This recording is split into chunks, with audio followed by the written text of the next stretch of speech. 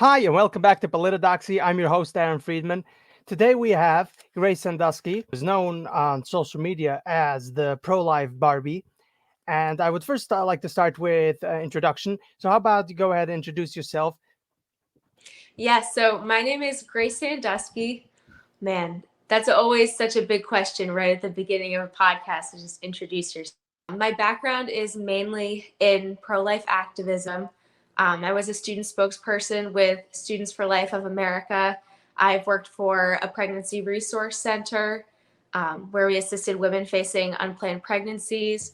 I've also worked on the political side of the pro life movement with Susan B. Anthony list. So I've just been all over the place within the pro life movement and love having conversations about this topic. Personally, I just got married in January of this year, and we are expecting our first child, a baby boy, in January of next year. So, in a few months. So, yeah, Congratulations on that. thank you. For both, for the wedding and for the child. I've seen, let's start out with this, because most of the arguments on the pro pro-abortion, they would call themselves pro-choice. I don't see it as that. I see it only as pro-life, pro-abortion. There is no, there just isn't a choice. If you really want to talk about choice, we could talk about a choice to own a gun. We could talk about the choice for schools. We could talk about choice on certain other things. But when it comes to life, there is no such thing as, you know what, I think this is not actually a child. Well, how do you, so the argument goes then, does the mother get to decide what is life? Then why not after birth? If the What principle are you hanging this on? What is the linchpin of the whole argument? Well, the mother decides. Well, why not after birth? Okay, we can't use that. Well, it's too early, and that's the only thing. That's the only one where you could actually have a real argument. Well, is it actually a life at conception? Now, that is a legitimate argument to make on the pro. Those people who might consider themselves pro-choice, because they would see themselves as saying that it is pro-choice that I want to keep the so-called clump of cells because they don't believe it's alive. Okay, fine. That's the only, more or less, argument that could be made, because once it's alive, all other arguments goes out the table. All Yeah. other arguments doesn't matter. You can't say that. Well, yeah, I believe it's alive, but and over. It's over. The conversation is over. Once you say it's a life, all other arguments goes out the table. Rape, incest, any other thing. Now that does not dictate on the value of the child. So so that is, I think, a lot of the other arguments that I've seen people, the pro-abortionists make, and pro-lifers get caught up in all these Mhm. hypotheticals and all that. You got to know where the argument is. It's not at rape or incest. That's not where the argument is. It's at, is it life? Once it's life, then we can, then there is, most of the arguments go out the table. At this point, that point, doesn't matter. So where would you how would you suggest, when it comes to pro-lifers debating, the what I would say the good pro-choicers? They are the people who are open to the suggestion this might be a life, and they are not the bloodthirsty ones, because we've seen a lot of them who are actually bloodthirsty. They say, oh, it's a virtue. Now it's a virtue. It's up until birth, they just want to see blood. That's what they want.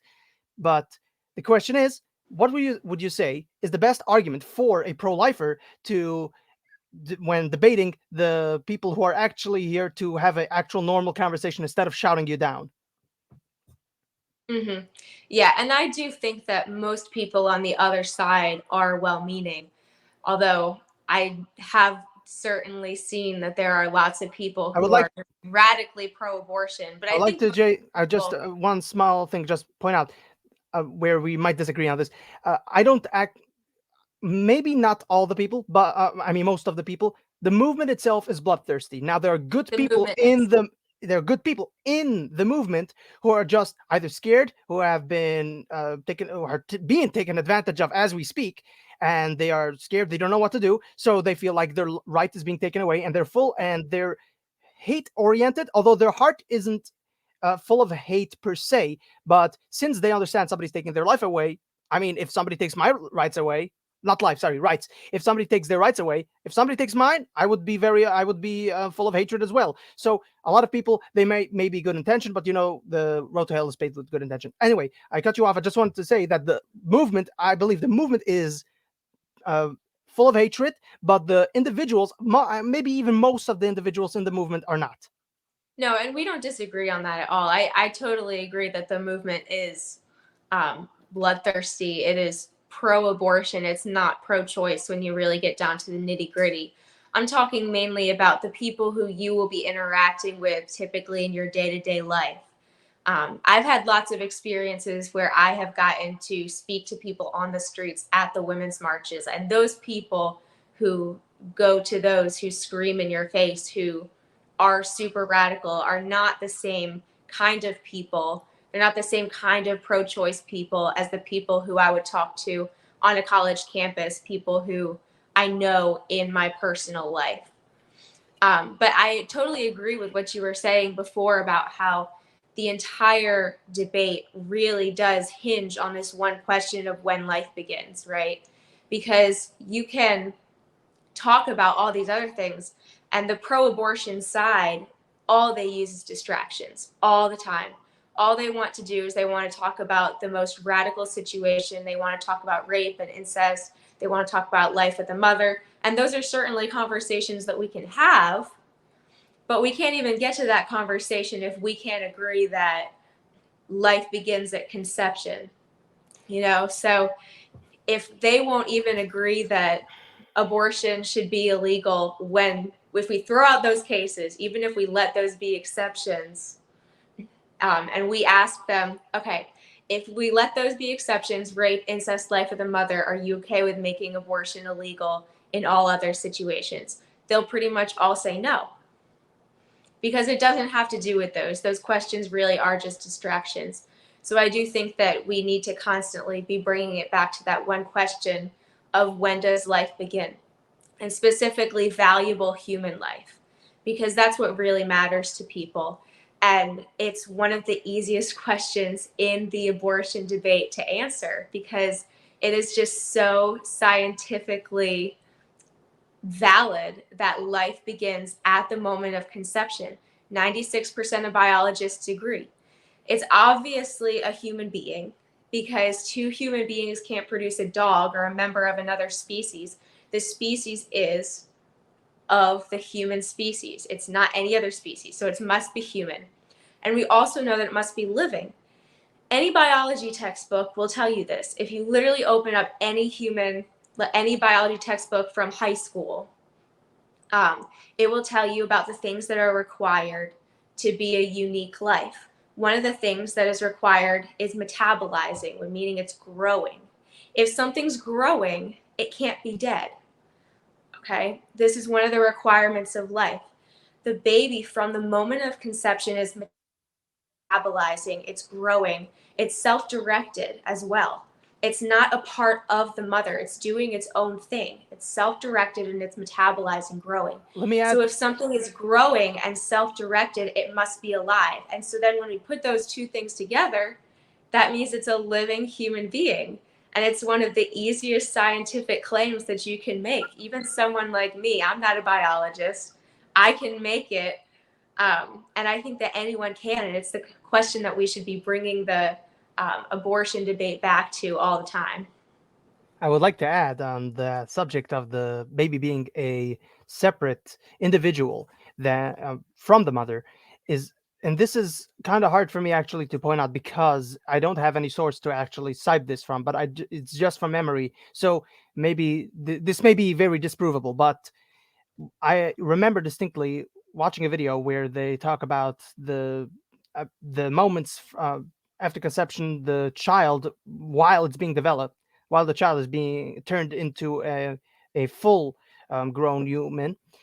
While the process is taking place, the child has a possibility of eliminating cancer within the mother. The child could pick up if the mother is developing cancer and neutralize it before it takes any serious effect. Now, as I said, I don't have the source for it, so I can't cite it. But this is just something that I remember, and it may be disprovable. Maybe somebody who's watching, they will be able to send me the where I saw it. Maybe somebody else saw it as well, and will be able to provide the proper source for it. But this is just something that I thought was very unique and very interesting.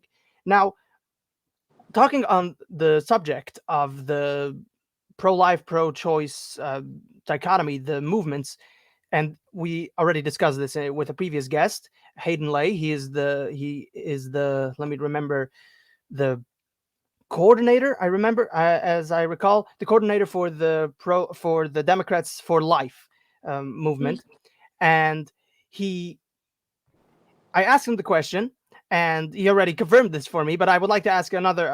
I would like to ask you as well the question that the dichotomy between pro-life and pro-choice, the movements themselves, one is full of hate and one is full of love. This is now what I've never participated, so I can't speak to it as experienced this, but I would like to know, as somebody who has participated, what do you see? Do you agree with the assessment that one movement is full of hatred, while the other movement is full of love? And why I want to point this out is specifically because there are a lot of pro pro-choice Democrats, but there are also and they want to start understanding the pro-life, but they are scared, and they're scared to engage, and therefore they find comfort within their own ideology, and they stay within their own movement. So in order to make it more comfortable for people of the other side, not only to become pro-life, we're not talking about that at this moment. We're not talking about, okay, now you're going to have to become pro-life. No, you don't have to become pro-life this moment. You could be, okay, cut off time at 15 weeks. Let's take the baby steps. But you want to first engage before you take any sort of baby steps. So Mhm. what I want you to, the reason why I'm asking you the question is to make sure for the people on the other side who want to engage, is it safe for them to engage the pro-life movement, and if they will get shouted down or attacked or anything like that? It is absolutely safe. And I think that you can see that when you look at some of the top pro life activists in the movement are people like Abby Johnson, who formerly was a director at a Planned Parenthood clinic, and she became pro life. Um, and she's now one of the biggest names in the pro life movement and goes around and speaks everywhere. There's no hatred towards her, there's only love towards her because she made that hard decision to switch sides and she realized what she had done. It's absolutely true that the pro life side is the side of love. And the other side is just incredibly hateful. It really is. And I think that anyone who goes rally in person, if you just go to DC for the Women's March um, versus the March for Life, you can see the difference. The Women's March is a pro abortion march that is just filled with some of the most hateful people I have ever met in my entire life. And you can just feel it when you step there. There's hate. Um, I've seen people get assaulted. I've had people spray paint all over me and my sign. And this stuff isn't really happening the other way around. I haven't heard of it happening the other way around. Um, when people talk about like the radical cases of what radical pro-life people will do, literally what they do is they go into abortion clinics and they hand out roses to people with information about where they can go to get help. That isn't an abortion. That's the most radical thing the pro-life side does. Okay, on the other side, they're burning down and vandalizing pregnancy centers.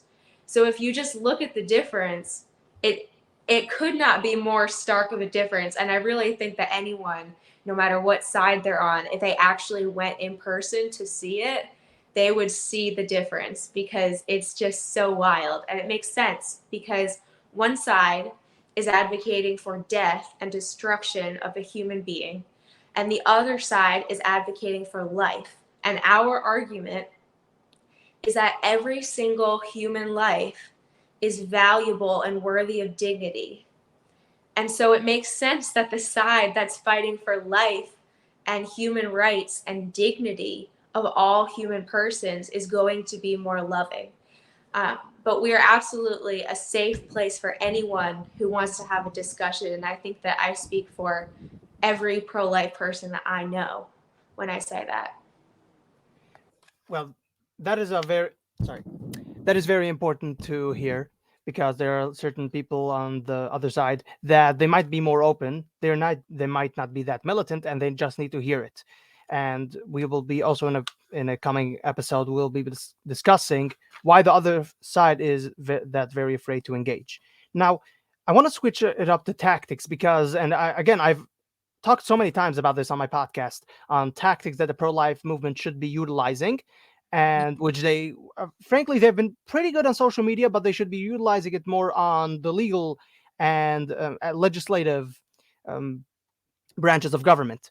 And one of the linchpins of getting the pro-life movement ready, mainstream, and really people to start talking about is invite the people who have been affected by abortions, and particularly I want specifically those who are deformed and they are now scarred for life. Bring them up onto the house floors, state houses, bring them up to the federal house, everywhere, wherever you can. Bring them up there. Of course, this is all by choice. This is not taking advantage of anybody. This is just this is actually it's the opposite. Not taking advantage of them. It's giving them a voice so they could actually speak on the subject. And a lot of people have. There is a pro-life group called the Abortion Survivors Network. When I was in college, I actually had an abortion survivor named Robin Sertel, who does public speaking, come to our campus and give a talk. And it's powerful when you hear those testimonies. It really is. And I know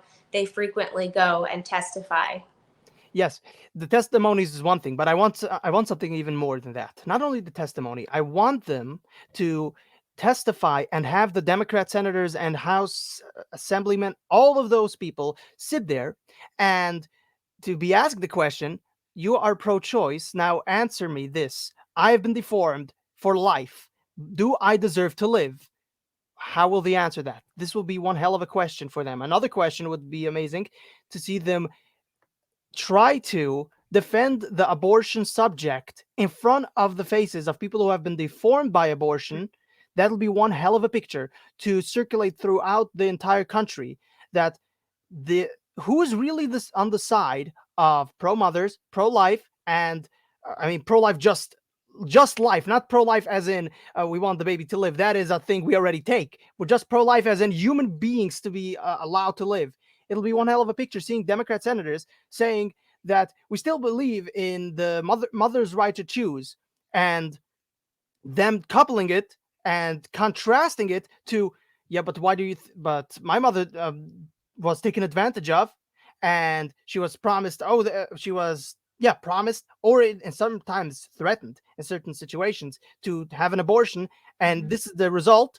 I should have been born with all abilities that a normal human being is born with, but yet abortion did this to me. Now explain yourself.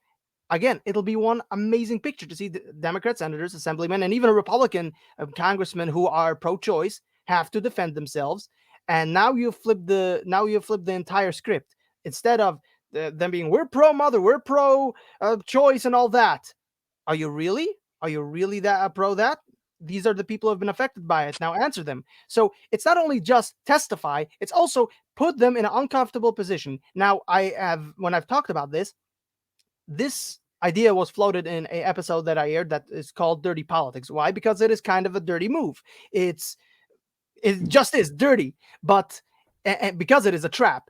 But on the subject of pro-life, there is no more time for any negotiations on, oh, let's play nice, let's try to get along and all that. We've done this we've tried to get along for the longest time now. It's not going to happen. Yeah, well, and if you want to talk about dirty politics, I don't think that applies much to our side when you're just asking people who have done horrendous things and made horrendous laws to answer for what has happened as a result of the laws that they've advocated for. Dirty politics is like when you want to talk about what's going on in my former home state of New Jersey, where abortion is legal through all 9 months for any reason. And they're trying to pass a bill right now that would specify that minors do not have to have consent or even notification of their parents. So a 13-year-old can just go in and get an abortion all on her own without even having her parents notified. That's dirty politics. Yeah. Like The some other side is playing they it. The might others, say that our tactics are dirty. I don't think that they are. Making those politicians look at the effect of what their policies have done, I don't think that that's dirty compared to the actual policies and their effects on real life human beings. and we are pretty much on agreement. And again, I just want to stress this again. It is dirty, but I mean, just playing dirty politics. But the other side, as opposed to what? As being very civil, because abortion is a very civilized behavior. It's a very civilized thing to do. No, it's not. So I say play dirty. The other side is playing dirty. You also got to engage. I'm very Machiavellian about this. When the other side threatens you with certain things, you got to threaten the back as much as possible and the same amount and even more, just to show them, oh, you want to play this game? We can play this game. And as a matter of fact, we can play even better this game than we know this game better than you. But if you want to come to the negotiating table, that's always an option. But just so you know, if you want to play, we can play and I will win. I will utterly, and we need to be able to utterly humiliate those people not talking about the mothers who have been taken advantage of, not the ones who are scared, not the ones who are being promised, oh, they're taking away your rights. Not those people. Those people are should be dealt with appropriately and at the right time. We're talking about the politicians and abortionist doctors. I don't call them doctors. I call them Mengele doctors. I don't know if you're aware of Dr. Joseph Mengele, who was a doctor so-called doctor in the concentration camp, where interestingly, this is off the subject of abortions. This is on the subject of transitioning children. He, as a matter of fact, was very interested in that kind of profession. Chopping off genitals, then reattaching them. He was very much interested in those kinds of things. He killed children, did all kinds of nasty, terrible kinds of medical experiments. So I call them Mengele doctors because yes, technically they are a doctor. They are well versed on the subject, but they know exactly what they're doing. Those people should be given when the time is right. First, we need to be able to push through all the legislation. Those people should be given the death penalty, and not the mothers. We're talking about the doctors. They know what they're doing. The mothers are being taken advantage of. They don't know it's a child. I mean, they heard it might be a child, but then they are constantly being reinforced. No, it's not a child. It's not a child. It's just a clump of cells. So they don't know better. We're talking about specifically the doctors.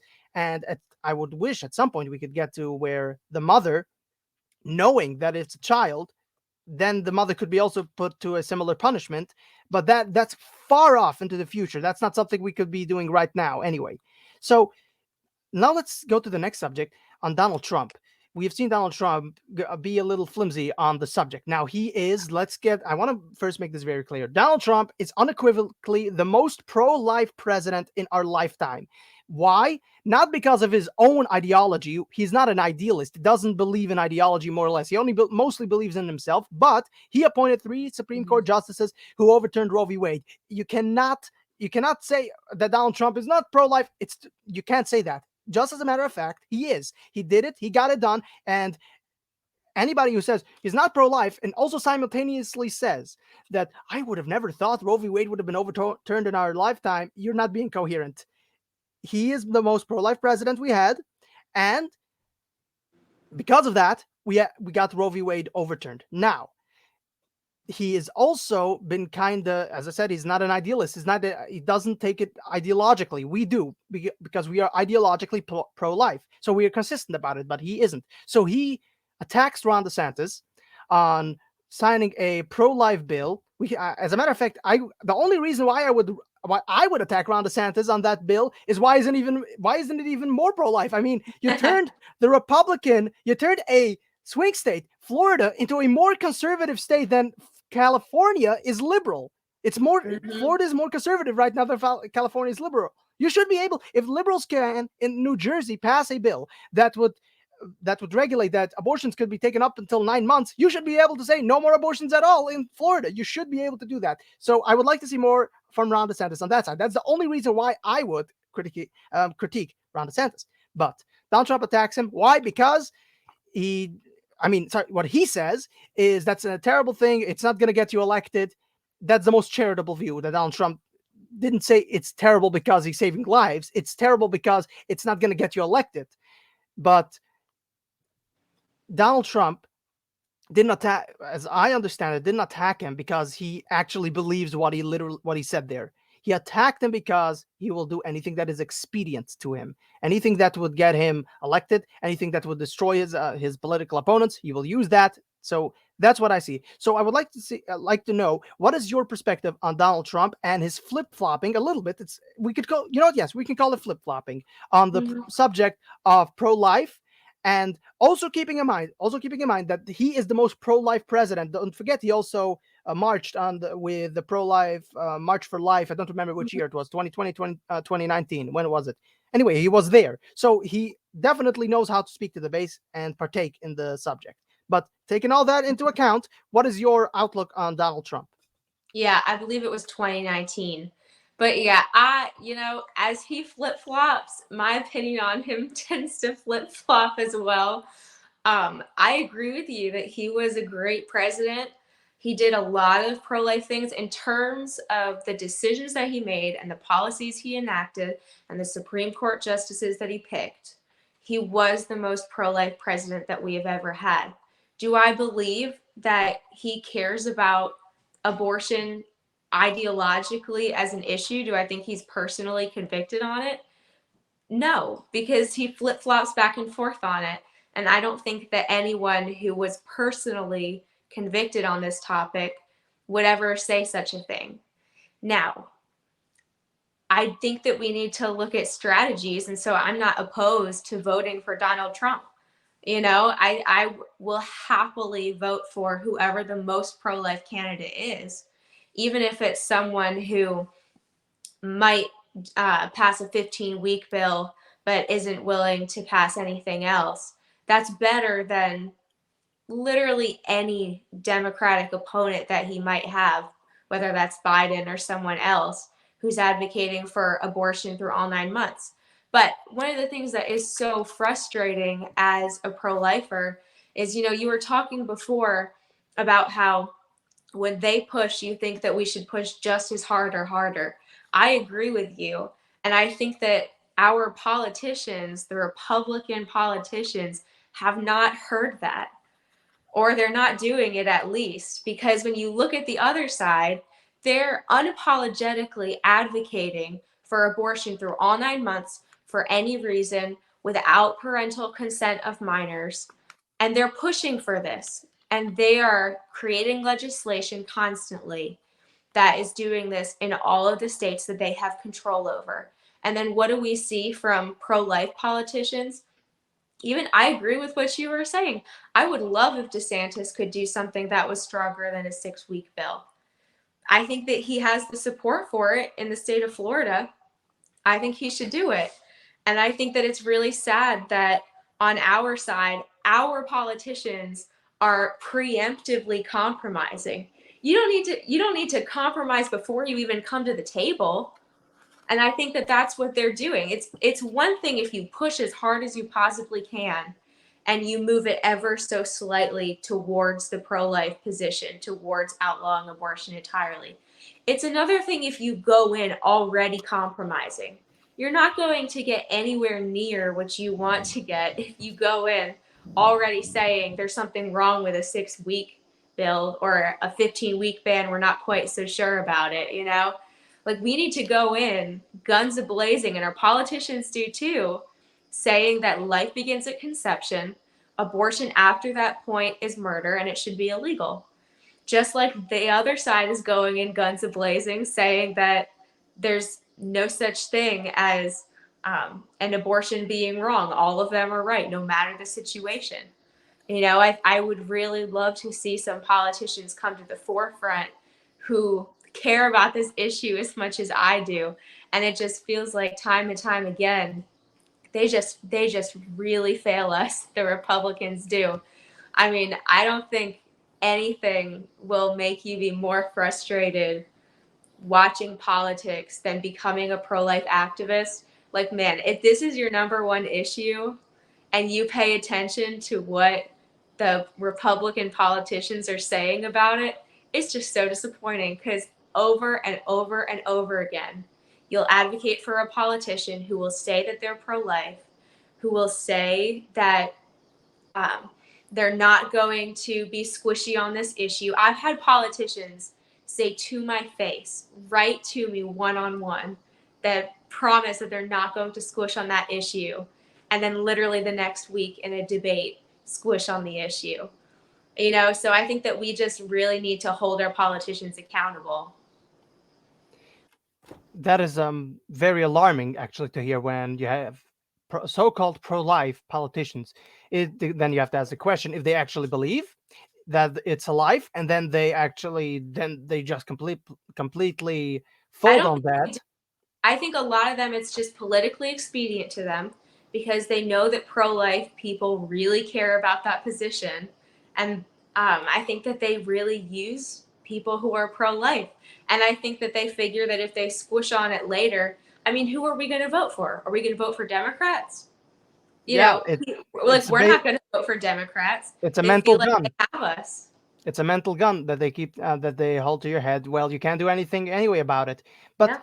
on the subject of tactics and strategy, I would say that not that the way Ron DeSantis could have done the pro-life bill and actually completely outlaw it, he could have done this a much more easier way and more tactically by pushing it through together with all the other bills, such as the one where he protects the kids, giving school vouchers and all that, and putting that in contrast and together with coupled to those bills saying that, look, we're passing all these kinds of bills. And then Democrats would say, no, what about this pro-life bill? Then you say, wait a minute. So you are opposed to this pro-life bill. First of all, we don't care because we are in Florida now. We have a super legislature anyway. But you're opposed to this pro-life bill. Now you frame it. Look, Democrats are opposing the rights of the parents. They're opposing the rights of children. They're opposing all these. Actually, when it comes to children, I don't believe children have that many rights. Only when they turn to an adult, that's when they get the majority of the rights. But anyway, right. But they do have certain fundamental rights of life and other rights coupled to that. Anyway, but you pass those bills together, coupled one next to the other, or as one large bill. And when Democrats oppose that, you say, well, look, these are all coupled. These are all coherent arguments that parents should be protected, families should be protected, children should be protected, and they should be able to go to school. And now you frame the entire conversation as, instead of just pro-life, which is, it should be enough, but it isn't. We live in a very pro-abortion country in certain places more than others, but we don't live in the pro-life country that we should be. So this is not how it is.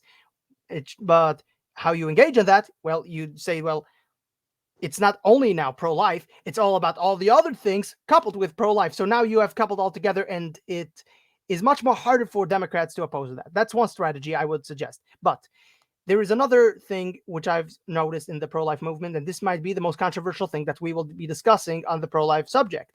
It's that the pro-lifers, a lot of them I've seen, are absolutists. And what I mean by that is that they will not take small victories, which is important to remember. And I actually critique the people who take small victories and say, oh, this is this large, amazing victory. We have won this amazing thing. I'm like, no, we're losing the entire culture. And we got this cookie crumb. We got a little bit. And this is not a victory. This is just, we're losing it. And you're just coping at this point. But when you do have a small victory, you should be able to say, okay, this is a small victory. Now let's see where we go, continue. Instead of coping and say, oh, this is everything. No, we should understand that this is small victories and nothing more. But I've seen pro-lifers unable to take small victories, or where there will be or future promised small victories, in order for the bigger picture, in order for large victories, such as before I go to that, I just want to point out on the opposite, where Republicans, pro-lifers, and so on, conservatives, whatever, they are so absolutist about it that they say that, yes, Lindsey Graham finally did something based. He came out before the election with a so-called pro-life bill, which were, I think it was 15 weeks, I don't remember, and Yeah. they hailed it, oh, this is amazing, this is great. I just have to ask a question. Since when is Lindsey Graham pro-life? Since when is Lindsey Graham pro-life? And the pro-lifers were like, yeah, this is great. This is a very good bill. I'm like, no, it isn't a good bill. The timing is terrible. This is before an election. We don't want a federal ban on abortion before an election, knowing you're gonna lose. What good is a pro-life bill that would outlaw? I don't care how lenient or how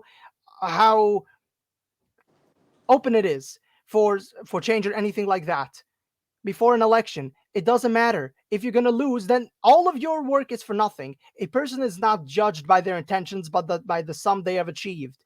And Lindsey Graham coming out with that pro-life bill, so-called pro-life bill, was not about being pro-life or about being consistent or Yeah. anything like that. It was about sabotaging, getting our people elected, and then working. We first we could have gotten elected, and then we could have started touted out the pro-life bill. Why did it have to be right before the election? Why couldn't it wait? Because this was sabotage. But I've seen some pro-lifers were hailing, yeah, this is a great thing, and others were saying, yeah, I agree with it in principle, but it was bad timing. I say, yes, I technically agree with it on principle, but why does that have to be pointed out? We all agree with it on principle. That's so obvious. It shouldn't have to be said. But we should. But Lindsey Graham came out and he sabotaged. That's exactly what it was. So that's on one side on the absolutism, and I will get your reaction to that in a moment. Now, the other side of the absolutism, about the small victories that we could be getting, is, let's say we have a Republican congressman or senator in California who has actually a chance of winning.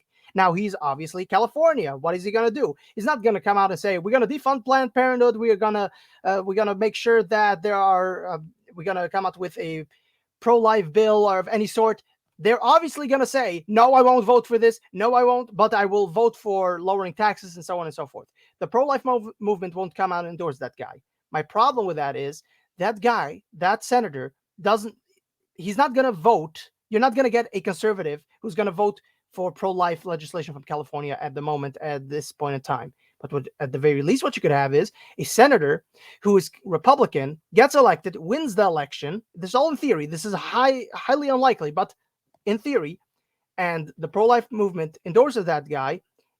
He does not vote for any bans or any defunding of Planned Parenthood, except behind the scenes, such as pushing through bills that would not directly defund Planned Parenthood, but would have a snowball effect that would damage Planned Parenthood or do other things that affects it in that way.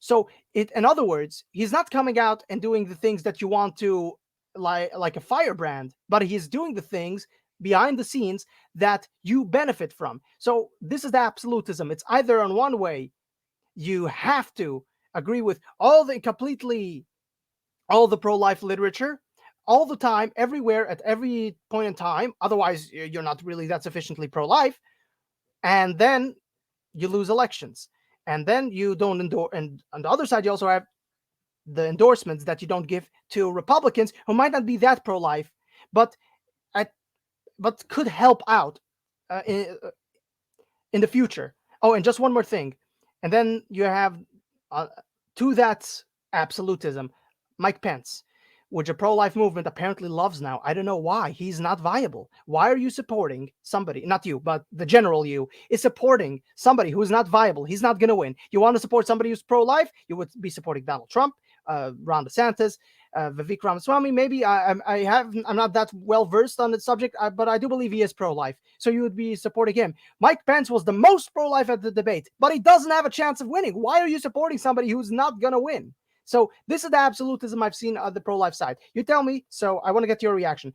Tell me if you've seen the same thing, or if you disagree with me, or and where, if you do agree with me, where you agree with me. So I think I agree with most of what you're saying. I agree with you about Mike Pence. I think that this, unfortunate, I agree with you that he has absolutely no shot at winning. But I think that he's probably one of the only people who's actually up on that debate stage that is personally convicted about this issue. I think that's the reason why the pro-life movement likes him so much. is because for years and years, his entire career, the pro-life um, movement has been his focus, and it's been something he's been consistent on and not flip-flop back and forth. Now, I 100% agree with you that he does not have a shot at winning, considering how much both the liberal side hates him and now kind of the Donald Trump Republican hates him. Yeah, I I would say it's the stand populist. all there for that. It's the But populist. It's the yeah, but populace who hate him. I do think that I really do think that he is a good man and he cares about it personally, in a way that most politicians unfortunately don't. I also agree with you that there is certainly room for electing politicians who might not be the firebrand type of Republican, pro life Republican in liberal states. Um, Although I think that sometimes we go way too far with that. Um, like even in states like Florida, like what we were talking about, how people, a lot of politicians still aren't willing, even in those states where they do have the political backing to do it, they're not willing to stand up for that belief because I think that most of them don't personally have it. So, like I said before, I really want people who are personally convicted on it, whether they make it the most important topic in their candidacy or not, whether they run on that platform. I don't really care. I care a lot more about whether they have really thought about this issue, and whether it's a personal conviction for them or whether they're just saying that they're pro life to get the votes. That's what I care about. What's your thoughts on bipartisanship?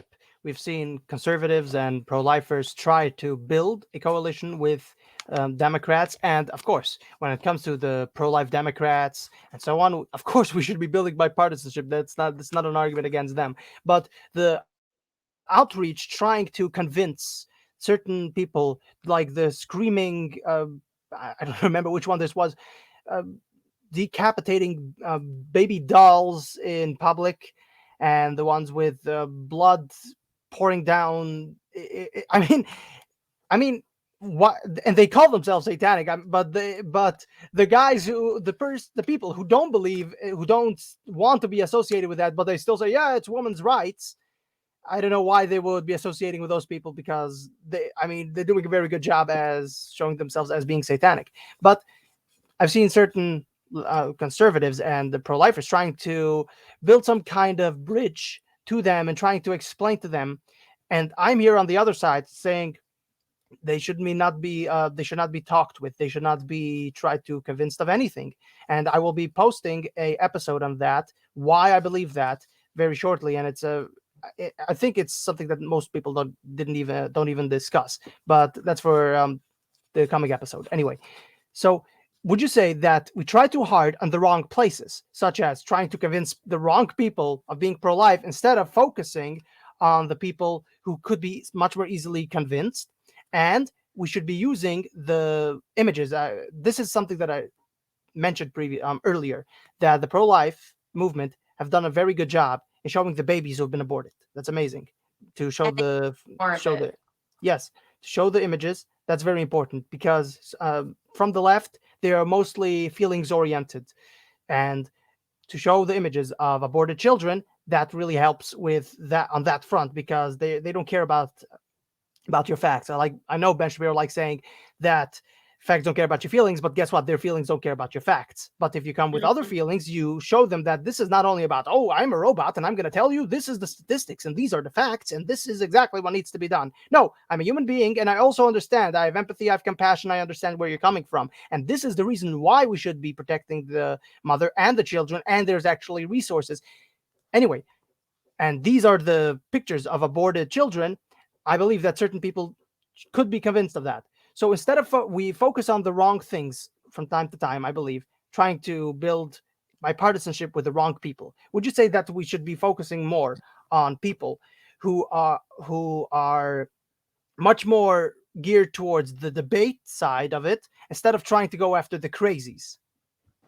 So that's a really interesting question. And here's what I think it comes back to. So when I go to like a women's march in DC and I'm having a conversation with someone who's screaming at me and saying those crazy things, obviously I would love if they were to eventually become pro-life, but the reason why I engage with them is actually not primarily so that they will turn pro-life or even to have like some sort of a bipartisan coalition.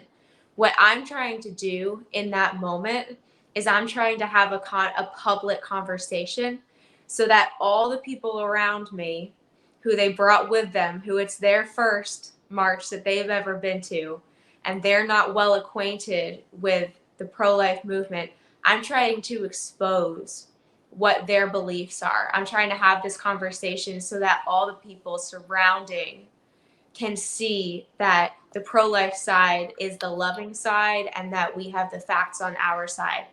Um, and I think that a lot of people don't understand that because you can look at a video of people screaming back and forth on the street and be like, why on earth do they even care about doing that? I think it's primarily not to change the other person's mind. It's for the people around it, that conversation that's going on, or it's for the people who are going to watch it on social media and be convinced there. But I agree that we need to be focusing most of our efforts definitely on people who are more winnable. There are so many people who are in the squishy middle ground. This debate is such a debate of information. It really is not a debate between two opposing arguments. It really is facts versus misinformation. You know, it's when life begins. This is a scientific fact. Just telling people about this, telling people about the reality of what an abortion does, and even simply describing an abortion procedure. Like that will change so many people's minds because people have no idea. Like it sounds crazy to us, but they really think that you just like snap your fingers and the baby disappears. They've never thought about how an abortion procedure is performed in their entire lives. And when you simply describe it to them, so many people really are winnable. So I think that we need to just keep up the fight, and we definitely need to focus on those people who just don't know, as opposed to trying to convince people who know better. But I do think that there absolutely is a place for having conversations with the people who know better, who are radically pro abortion, so that we can go about exposing how radically pro abortion the other side is, so that the people in the squishy middle can see. And I guess this will be the best place to finish the conversation. But I would like to point out for the more squishy types of you might be the general you might be a conservative, and but not particularly pro-life. And you're trying to figure out who's the best candidate to vote. You could vote for the conservative who's more pro-life or less pro-life. And we're just talking about viable actual candidates, not somebody like Mike Pence. And you're trying to figure out who you should vote for.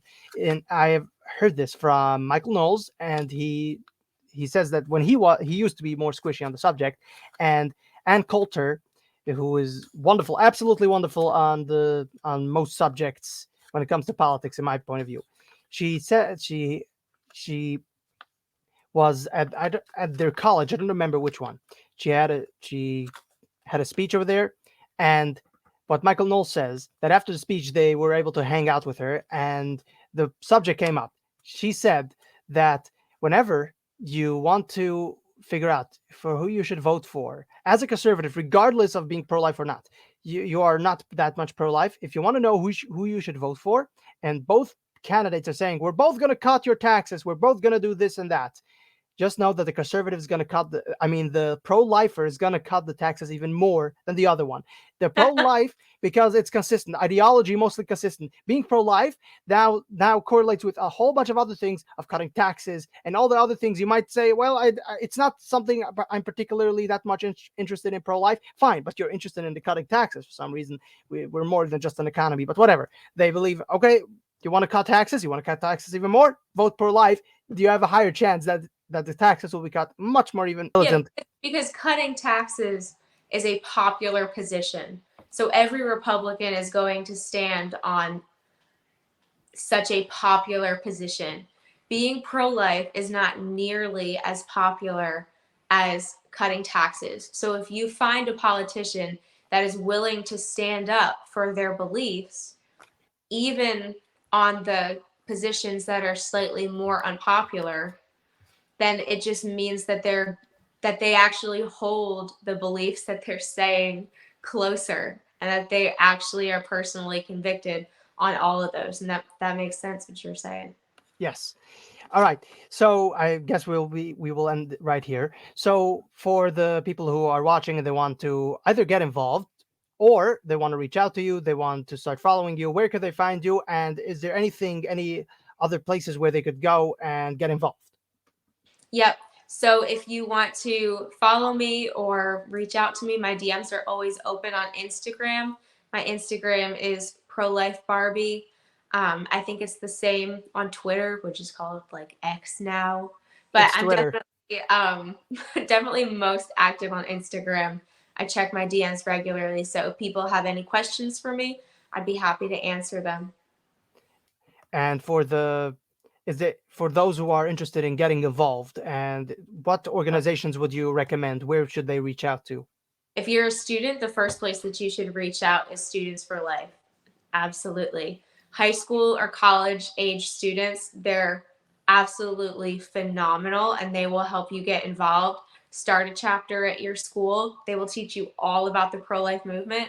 If you are out of school, then I would suggest either reaching out to your local pregnancy center to volunteer, or finding your state's Right to Life group. So in New Jersey, it would be New Jersey Right to Life. In Florida, it's Florida Right to Life. That's the more political side if you want to get involved with rallies and stuff like that.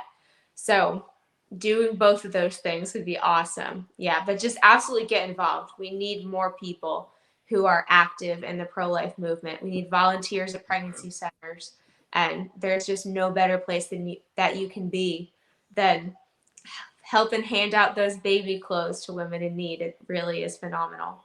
Sure it is. And anybody who wants to reach out to me, you can reach out to me at aaronpolitidoxy@gmail.com. That is the email address. If you want to reach out to me on Twitter, you can reach out to me at Sorry, that the previous one is for the Twitter. Who wants to reach out to me on email could reach out to me at politidoxy@gmail.com. For those who want to reach out to me on Instagram, could reach out to me at Aaron Friedman. I thank you very much for listening to this episode. Please leave 5 stars. And also, the most important thing is share it. That's the most important thing, that getting people educated on the subjects and interested in these kinds of discussions. That's the most important thing that could be done. I thank you very much for listening.